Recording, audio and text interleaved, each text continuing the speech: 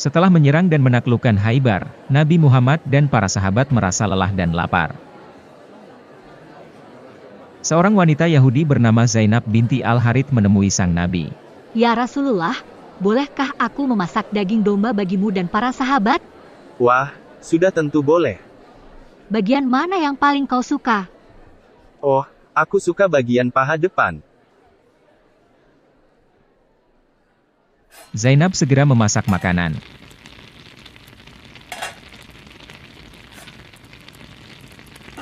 Suamiku Salam ibn Miskam, dan para lelaki di keluargaku dibunuh Muhammad.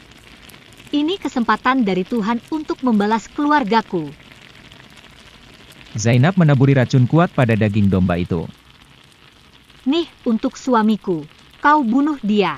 Ini lagi, untuk pamanku, ini untuk abangku, oh nasib keluargaku. Zainab menghidangkan masakan domba itu pada sang Nabi dan para sahabatnya. Seorang muslim bernama Bishr ibn Al-Bara ibn Marur duduk di sebelah Nabi. Nabi memakan dagingnya, tapi tidak menelannya. Bishr juga memakannya, dan dia lalu menelan daging itu.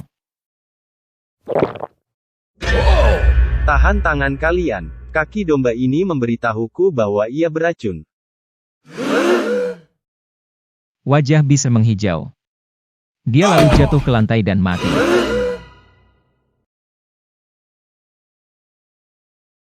Panggil si Zainab. Zainab dibawa menghadap Nabi. Mengapa kamu melakukan ini?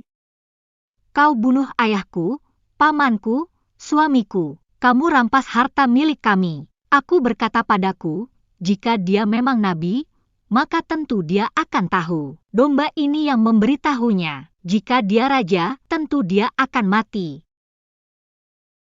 Allah tak akan mengizinkanmu.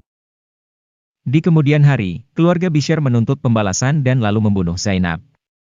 Ketika Nabi kembali ke Madinah setelah melakukan upacara naik haji, dia mulai mengeluh kesakitan. Kabar tentang Nabi sakit mulai menyebar.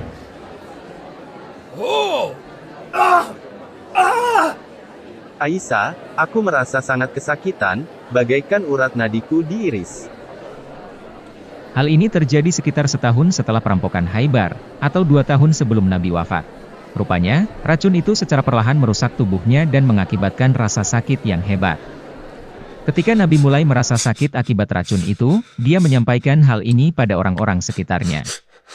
Ibu Bishr bin Al-Bara datang menjenguknya. Oh, Rasulullah, ada apa denganmu? Bishr, rasanya urat jantungku diiris karena makanan yang kumakan bersama putramu di Khaybar. Oh Rasulullah, aku tak pernah melihat orang demam seperti ini. Cobaan kita berkali lipat, demikian juga anugerah kita di surga. Apa yang orang katakan tentang penyakitku? Mereka bilang itu birsam. Allah tak akan membiarkan Rasulnya menderita birsam karena itu adalah tanda kerasukan setan, tapi penyakitku adalah karena daging yang kumakan bersama putramu.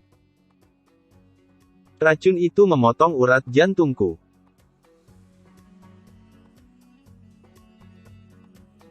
Aku kan Nabi Allah. Masakan aku harus mati hanya gara-gara wanita Yahudi yang rendah itu? Malu-maluin aja. Sunan Abu Daud nomor 4510 mengatakan bahwa Nabi Muhammad dibekam bahunya berkenaan dengan daging domba yang dia makan. Abu Hind membekam dia dengan tanduk dan pisau. Semoga racun di tubuhmu tersedot keluar. Ah, aku sakit parah nih. Tapi upaya membekam itu tidak mengubah keadaan sakitnya. Selama dia menderita sakit, Nabi melafalkan Al-Mu'awwidhatain atau ayat-ayat minta perlindungan, yakni surah 113 dan 114.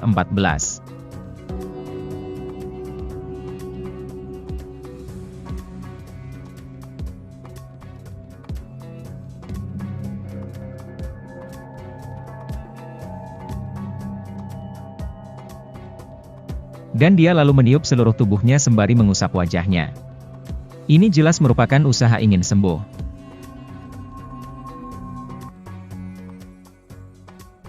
Aisyah juga melafalkan Al-Mu'awwidhatain ke tubuh Nabi.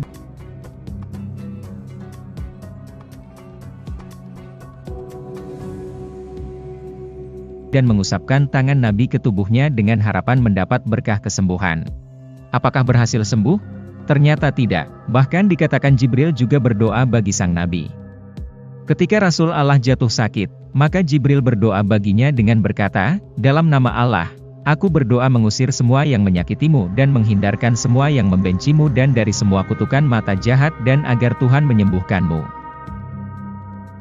Apakah doa Jibril dikabulkan? Ternyata tidak.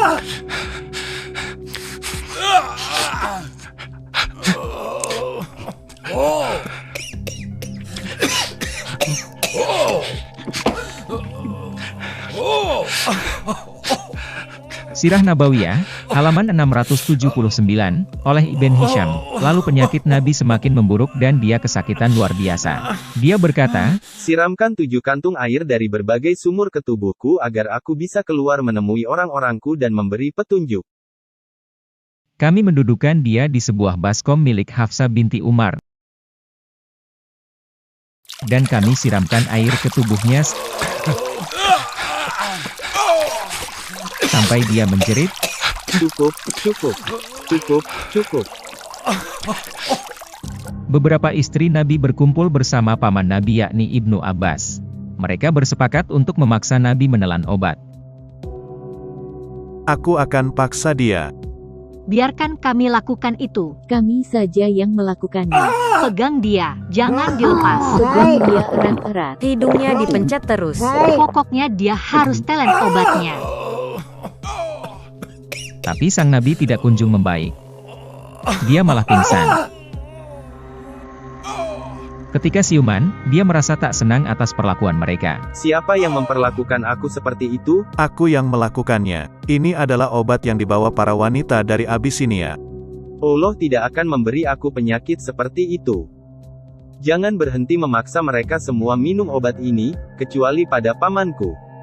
Jadi, sebagai usaha balas dendam atas apa yang mereka lakukan padanya, dia memaksa istri-istrinya untuk menelan obat yang sama. Maimunah, salah satu istri Nabi, dipaksa menelan obat itu sewaktu sedang puasa, sebagai hukuman apa yang mereka lakukan pada Nabi.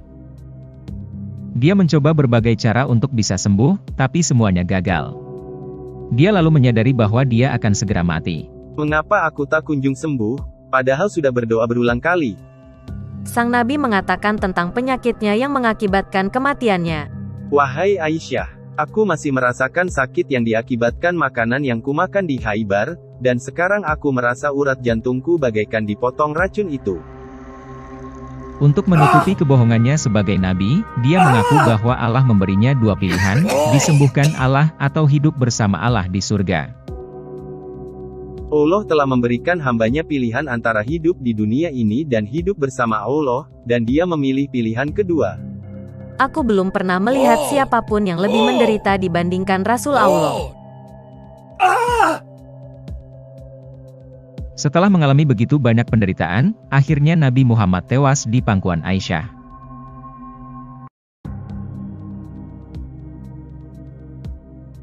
Para sahabat Nabi tidak menguburkan Nabi Muhammad selama 3 hari. Mereka membiarkan saja mayatnya membusuk di kamarnya selama itu. Mungkin mereka mengira dia akan bangkit kembali di hari yang ketiga seperti siapa tuh? Siapa? Saya. Hahaha.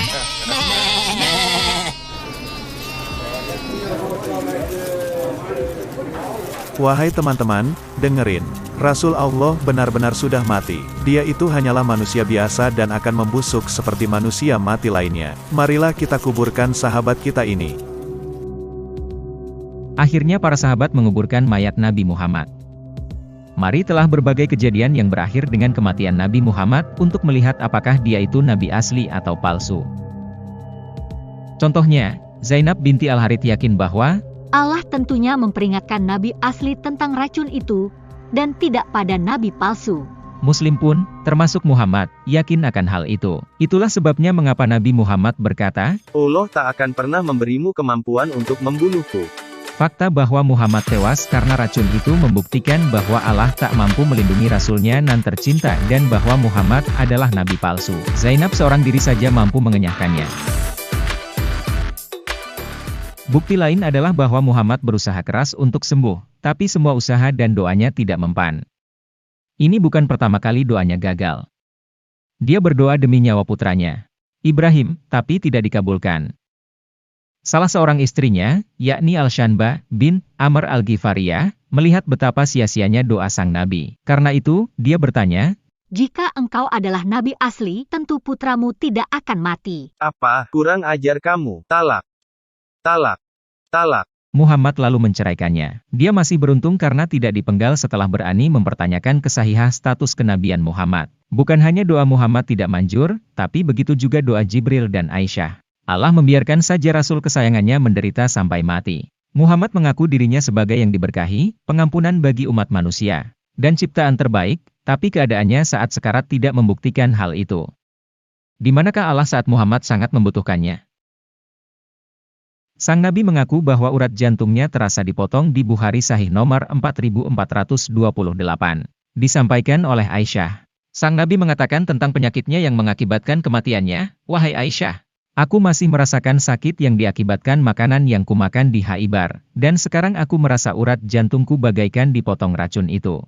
Ini merupakan perkataan yang persis sama dengan Quran, Surah Al-Haqqah, ayat 44-46, dan sekiranya dia Muhammad mengada-adakan sebagian perkataan atas nama kami, pasti kami pegang dia pada tangan kanannya, kemudian kami potong urat jantungnya.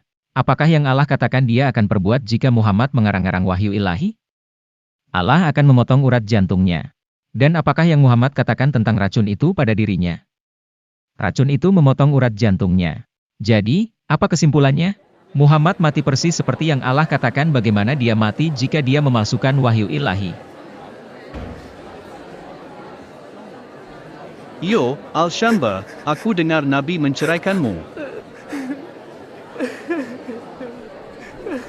Iya, betul. Wah, janganlah bersedih. Kau kan sekarang sudah bebas dari bandut tua itu. Lebih baik nikmati saja irama dangdut ini.